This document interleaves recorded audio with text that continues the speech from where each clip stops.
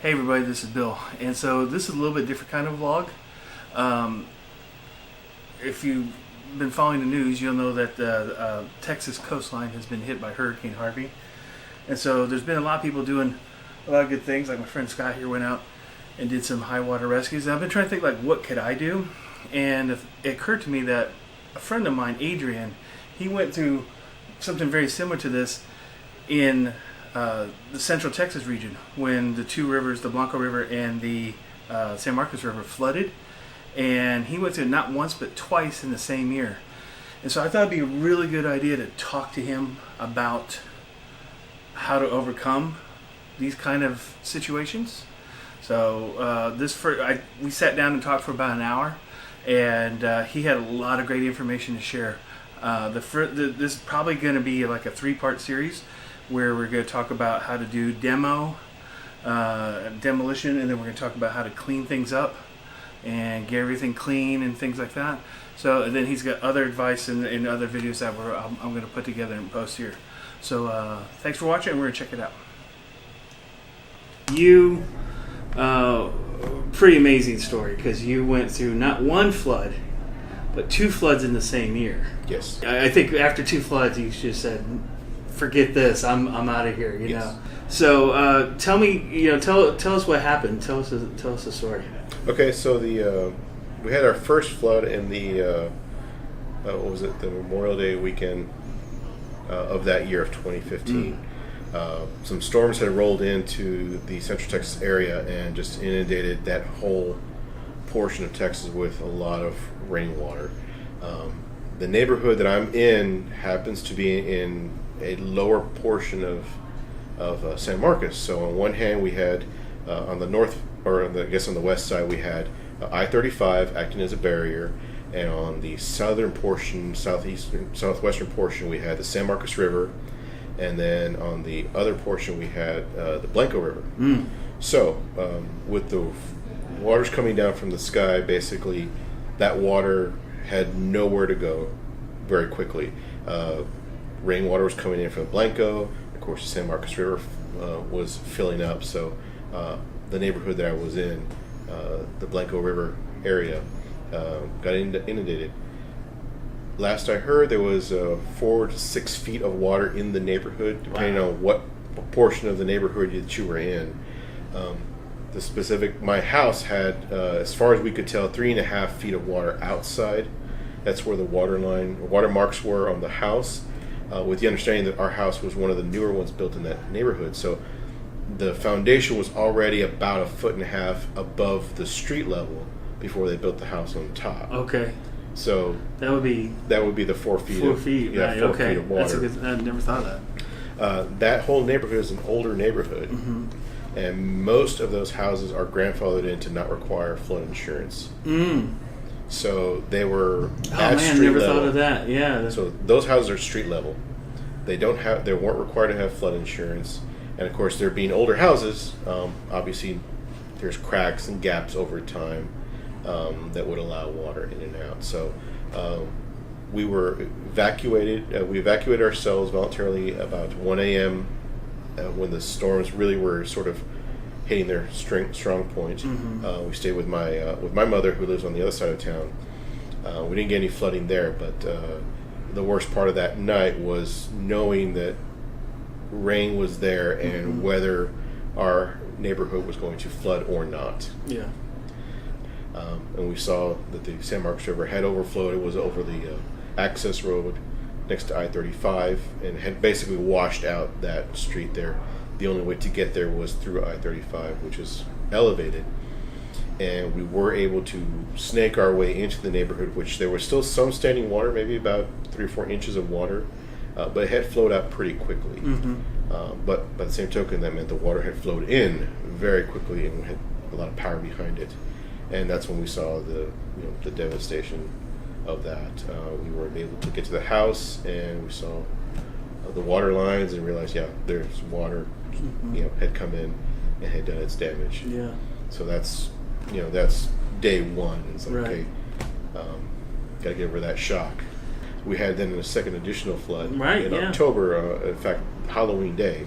Wow. And That's right. You're supposed to come to Worst Fest. Yes, we were in Yeah. fact going to go Oh, to man. Worst Fest. And we had a second flood. The same scenario. We had a lot of rain pour down very quickly in a short amount of time.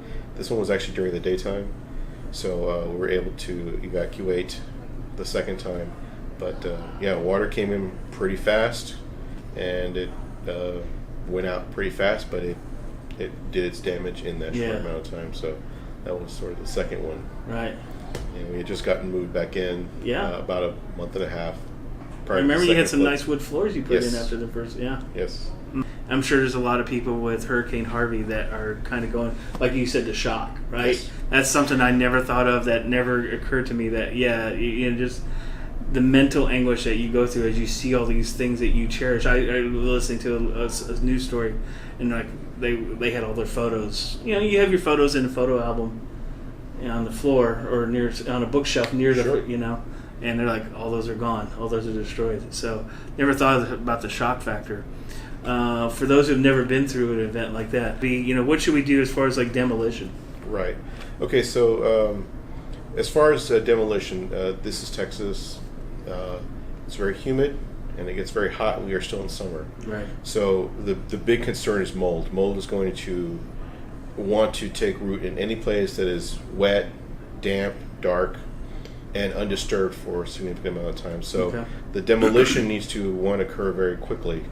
We need to get exposure to the house, get the air flowing, get it dried out as soon as possible, get the mud out, that sort of thing. You're going to want to demolish, you're going to want to take out anything that might harbor moisture. So that's your wood, that's your carpet, that's your padding, that's your sheetrock. Sheetrock is actually a very good wick for moisture. So you want to get sheetrock out, you want to get any sort of wood environment. Typically, heavy wood furniture won't absorb the moisture, but we're talking anything with particle board, bookcases, any furniture that utilizes particle board will absorb that moisture. And so you want to get all that out as soon as possible and get those areas exposed to air flowing to dry out. What should we do with disposal? Disposal. Okay, so while it is very tempting to simply throw everything out to the curb or throw everything in a pile somewhere, basically you're going to be doing double work if you do that, or you're going to be making work.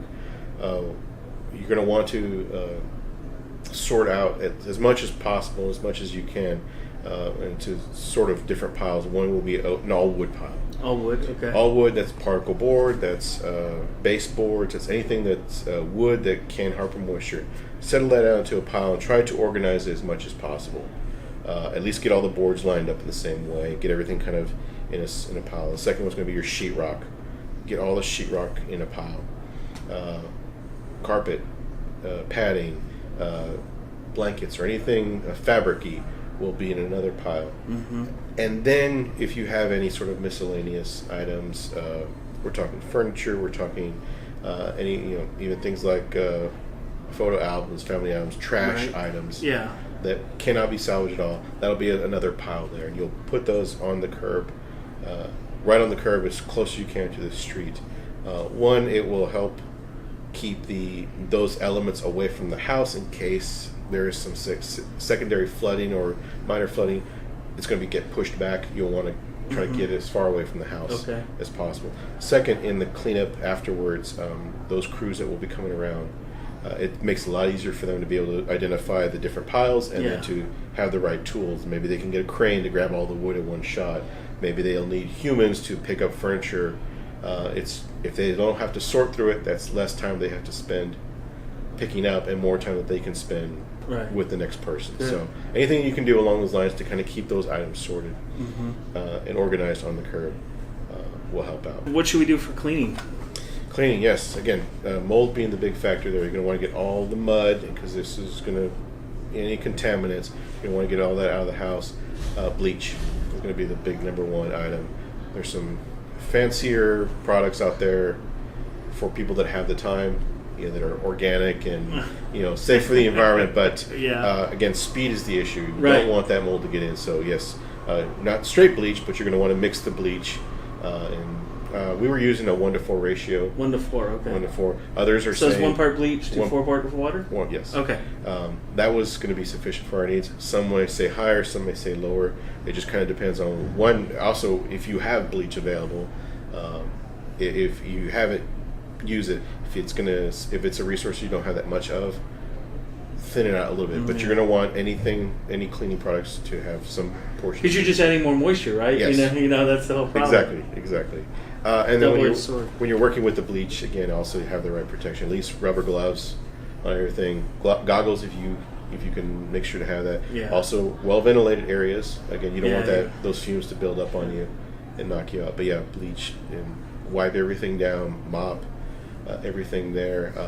If you can hit some of the exposed studs in your house, at least with an initial pass, you can always come up later on after it's sort of dried out. But yes, bleach.